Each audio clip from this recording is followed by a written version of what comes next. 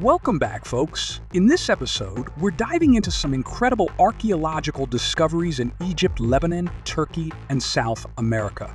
Using modern technology, we're uncovering secrets buried for thousands of years that challenge everything we know about our past. Could we have had help from beyond?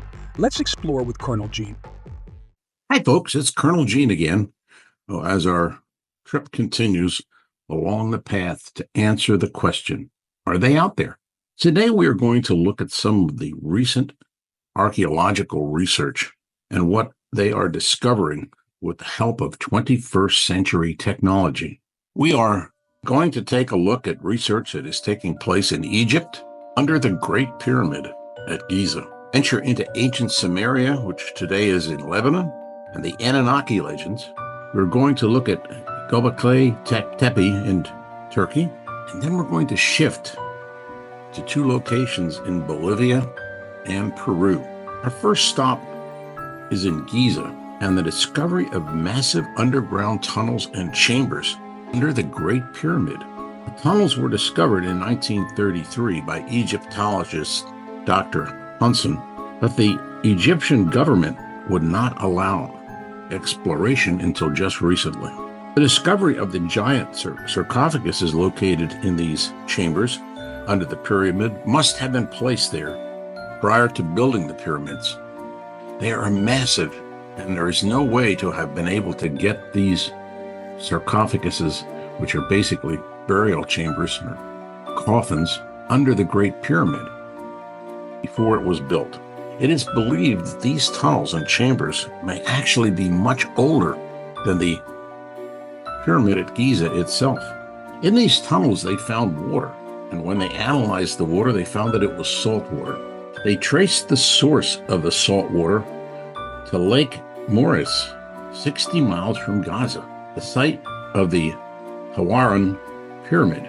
Ancient Greek legend spoke of 12 large chambers, and by the use of space-based technology and ground-penetrating radar, we have located a mind-boggling multi-level complex of chambers and a system connecting it with the pyramid at Giza. Some scientists now theorize that all the pyramids were some sort of electrical generating system and used the salt water in this process. All this begs the question, how, thousands and thousands of years ago, could our ancestors have had the knowledge and the equipment to build and engineer such structures? Next, we venture into Baalbek Temple, located in modern Lebanon. This temple was constructed using the largest cut stones ever located on Earth. 8 of these large stones, weighing each over 800 tons, that's 2 million pounds, each were created to form a foundation. The huge columns of the temple look as if they were turned on a gigantic lathe. Problem is, there is no record or evidence of any such device. Stones are cut with such precision that it would be hard for us to duplicate that precision today, and nothing we have could move a 2 million pound stone. It is believed that the foundations at Baalbek were created even before the structures and at least 7,000 years before the Romans built temples on that site. The question then is, who built the Baalbek structures? Sumerians believe that it was built by Anunnaki as a landing site for their spaceships hundreds of thousands of years earlier, a spaceport as such. Again, we have the unanswered questions. How could humans, thousands and thousands of years ago, engineer, construct, and move stones of that magnitude? There's one stone at Baalbek that they have unearthed that has been hewn and cut with perfect right angles that weighs 3 million pounds. Now we'll look at the most recent information that our 21st century has discovered beneath Gobekli Tepe in Turkey. This is the site, as you recall. It's approximately 12,000 years old. But what our ground-penetrating radar has detected is that there's another gigantic set of structures underneath Gobekli Tepe, and it is believed that it is even older than that 12,000-year-old structure indicates. This means that a civilization, even before the one that constructed this set of columns and buildings, existed. This discovery, like huge structures that are being found under the ocean, makes some scientists believe that it is possible there were civilizations on planet Earth far earlier than our current history would indicate.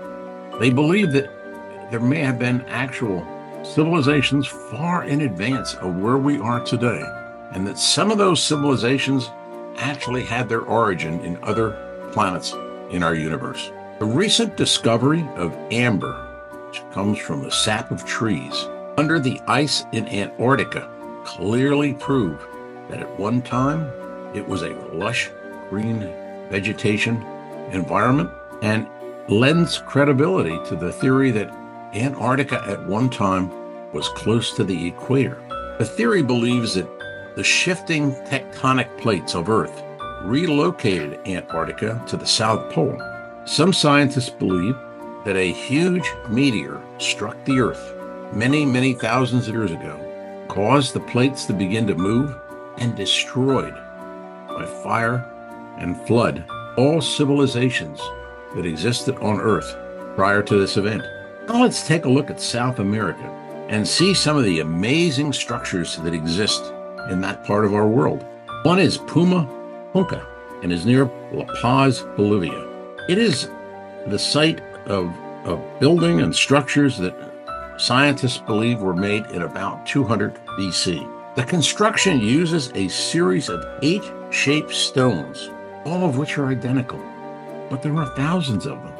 They are cut with absolute precision from granite, one of the hardest stones that exists, and it would be nearly impossible, even for our technology today, to cut that volume of stones with the precision that these H-shaped stones were cut at Puma Punku. The stones were examined, and they tried to see whether or not they could duplicate the process of the stone cutting using things like a laser or diamond saws.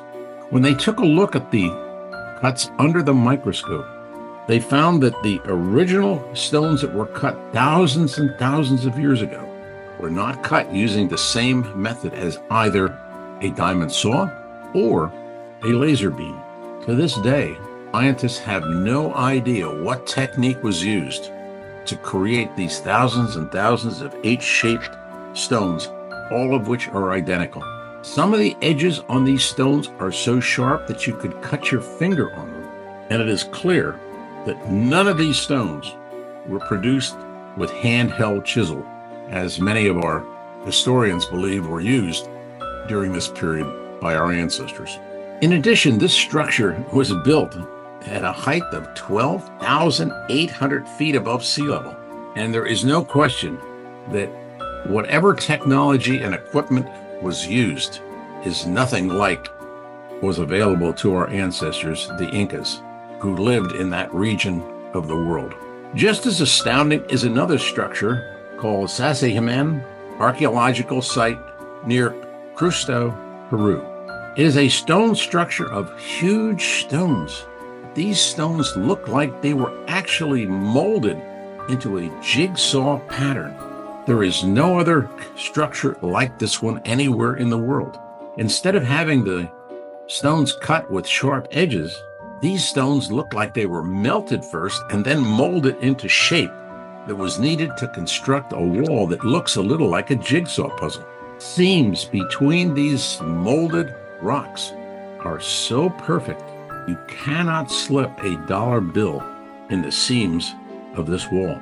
There is no known technology today that could recreate this type of construction or the stones that are seen at this site. To me, these structures make it almost certain that our forebears had help with the technology and equipment needed to make these structures. We're not talking about seeing something that flips away.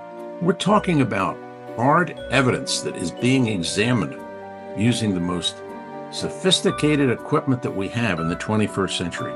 Even with that, we are at odds to learn how some of these things were created. And certainly, from what we know about the tools, knowledge, and ability of our ancestors 2, 3, 4, 5,000 years ago, nothing like this could have been created without the help of some much more intelligent beings. I hope you have enjoyed looking at some of the exciting work that is being done today to uncover our past in an effort to try and answer the question, are they out there? It certainly appears that the evidence mounts every day that we, in fact, have never been alone and are not alone today in our universe. Until next time, this is Colonel Gene saying keep looking, and we hope to bring you more evidence of what may be watching us as you listen to this broadcast. Goodbye. In our world without Hitler, Sam Weiss and his friends journey through time to prevent Hitler's rise, reshaping history in unimaginable ways.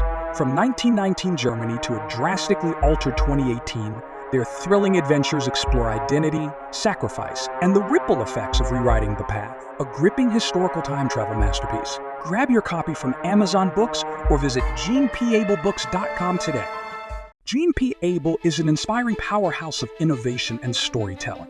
A distinguished retired Army colonel, he has helped shape great advancements in nuclear security, financial systems, and education. Today, he fuels his passion for creativity as a celebrated author of thrilling speculative fiction and thought-provoking historical tale. Dive into Gene's extraordinary literary universe on his website, where science fiction meets history in unforgettable adventures. Explore standout titles like What If Anything Is Out There?, The Inn of Destiny, and Our World Without Hitler. Visit GenePAbelBooks.com and be inspired.